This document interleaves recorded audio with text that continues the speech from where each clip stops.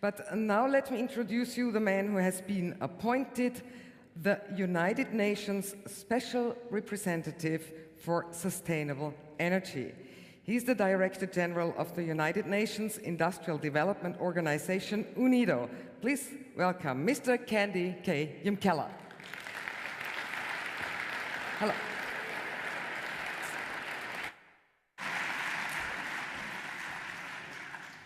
Excellency Chancellor Feynman, Excellency President Barroso, Excellency Prime Minister of Romania, Governor, distinguished guests, ladies and gentlemen, it's a privilege for me to be here. I am very honored to be with these great leaders who have worked with me over time to bring energy issues central to the United Nations. On behalf of the Secretary General, I am here to pledge our strong support and partnership with Governor Schwarzenegger and the R20. First of all,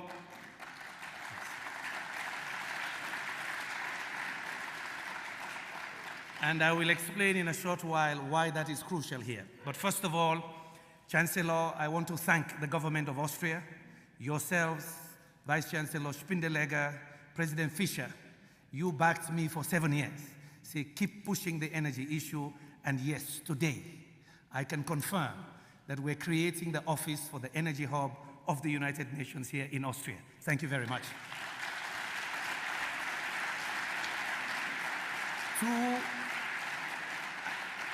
I have started the energy journey for a long time, and when you try to challenge a very complicated, complex issue, along the way you meet barriers. Along the way you get discouraged. But then I met another friend, Arnold Schwarzenegger. He decided to come here 2 years ago, and of the many things he said, in public and in private, don't listen to the naysayers. Do it. It's action time. Thank you, sir, for supporting me in that respect. When I visited him in Santa Monica last summer, he took me to show me all the robots in all his movies. He said, but remember what I always say, I will be back. We are happy that you came back to push the R20 and the energy cause. We'll join you in that action drama this time, and we'll make things really happen for climate change and for the poor. Then last April, the Secretary General and us, we needed to go to Rio to demonstrate that we can make a difference now and transform energy issues, that we can build real partnerships with political leaders of courage and back it up with cash. Talk is good, but cash and technology is necessary. We went to somebody who invited the Secretary General to the European Commission. President Barroso put his neck on the line. He said, come here, I host you in April. Thank you, sir. And there in the EU, he pledged that the European community as a group will try to connect 500 million people that have no access to electricity within a decade. But he backed it up with cash, 400 million euros, which will leverage 8 billion in global markets through the European Investment Bank. Thank you, sir. You gave us the boost. And then we arrived in Rio, confident and strong. And in Rio, we got another surprise, over $50 billion of pledges for the Sustainable Energy for All initiative. And of course, that made us even braver. So we went back to the General Assembly in December, and we got a big political victory.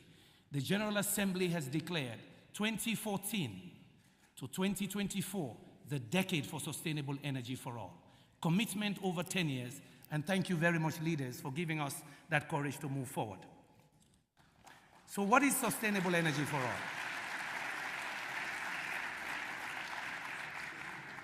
The Secretary General has launched this initiative, Sustainable Energy for All. You've seen the video and the numbers. 1.4 billion people without access to modern energy services. About 2.7 billion using charcoal and firewood for cooking and their primary energy needs. I got a figure yesterday in The Hague. I was in an energy conference with Philips and other companies. For 2 years, we have been saying indoor air pollution, because of the use of charcoal and cow dung, causes 2 million deaths a year. Yesterday, I was shocked. The newest number is 4 million. 4 million, 4 times the number that dies from malaria.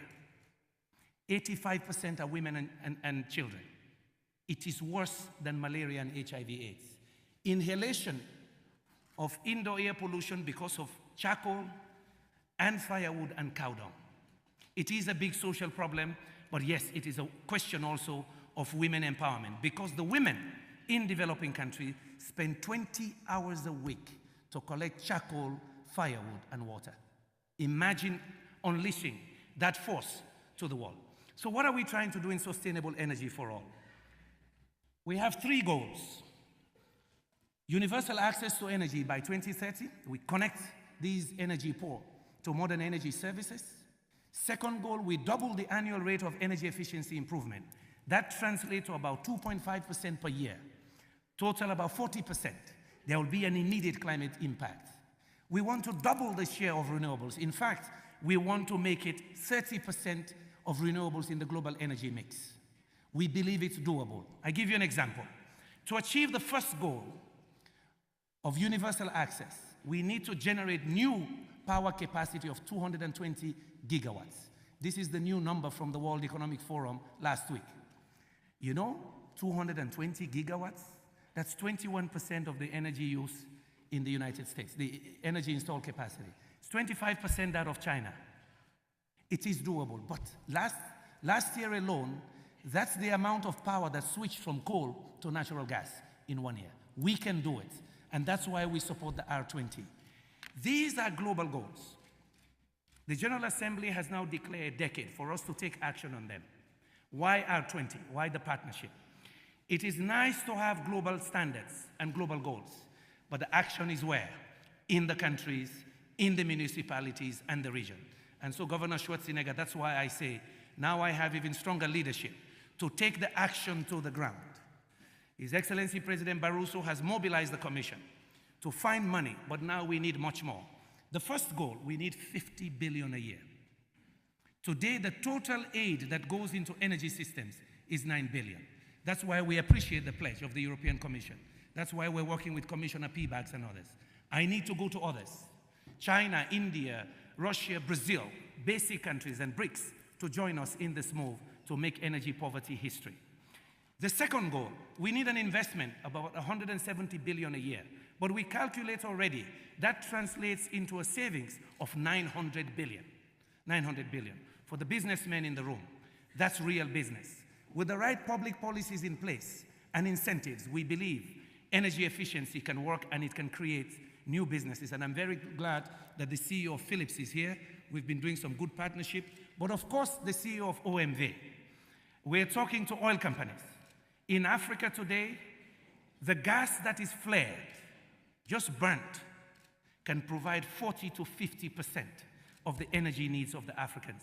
But in Nigeria, companies have been burning it for 40 years. $3 billion burnt every year. We can change that, but we need the partnership.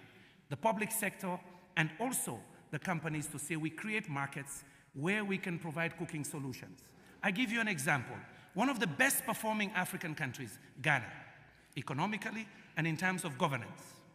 They have 72% electrification rate, but 74% of the population still use firewood and charcoal for cooking. We can create an LPG market there, as we will do for Mozambique, Tanzania, and others. Finally, what do we do next? We have developed a number of what we call action areas. Can you give me the next slide, please? We've developed a number of action areas. You can see it on the slide there. We've developed a global agenda, which we launched in Rio, areas where this initiative will work over the next 2 decades. Second, we've created about 7 areas where we believe action can be taken. Excellency Barroso mentioned some of them. Building codes, and we're going to work with Johnson Controls, Schneider Electric, and others to look at building codes around the world and harmonize, and see how we incentivize at the municipal level. So incentives are there to do building codes. We want to work with Renault, and we're very pleased that the CEO of Renault has been backing us, and other auto companies to introduce even better fuel efficiency standards, because yes, transport is a major cause of greenhouse gases. So these are what we call high impact areas. And as I mentioned, the oil companies, can we bring gas flaring to zero? Can we use that gas which we waste and provide solutions for cooking and for power generation, because it's relatively cleaner? We have a program now with the World Bank and the International Energy Agency to keep us honest. Are we really making a difference? I have just now negotiated with the World Economic Forum as well. We'll do 2 reports a year, one by the World Bank and the International Energy Agency. The second one is called the Global Energy Architecture Performance Index. Yes, Mr. Barroso, that's for the OECD countries. Let us help the poor people have energy, but the rich people have to change how they use energy. Because in Africa, for example, we account for less than 3% of emissions. If the rich people don't change how they generate and use energy, we will all go to climate hell. So this second report from the World Economic Forum, from the best minds in business, shows how countries are moving towards a green economy and at the same time achieving growth and prosperity for their people, as we help the poor people also have prosperity. The last area, country-level action. I've spent time on that. We need cash to bring solutions. We need the companies. We know the technologies are known, and we believe it is doable. Finally, energy access, energy security is about global security. If we don't provide energy for the poor, they would not have economic opportunity.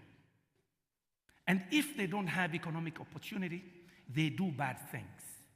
The cities are growing up with young men and women without jobs. We need to create 10 million jobs a year in Africa. You can't do it without reliable energy source. And if they don't have opportunity, there will be a youth revolt.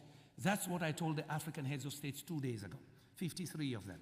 We need to create 10 million jobs a year. For the Europeans, I say, it's not about charity now. It's about real business partnerships that creates economic opportunities south. Because when that economic opportunity is lacking, there will be instability in Mali, in Somalia, or somewhere else, and the people will head north. So in our interest, that's why I congratulate you, sir, for doing R20 to bring many of us under the umbrella to give real solutions to people. And for the private sector, security and stability is good for business. Thank you very much.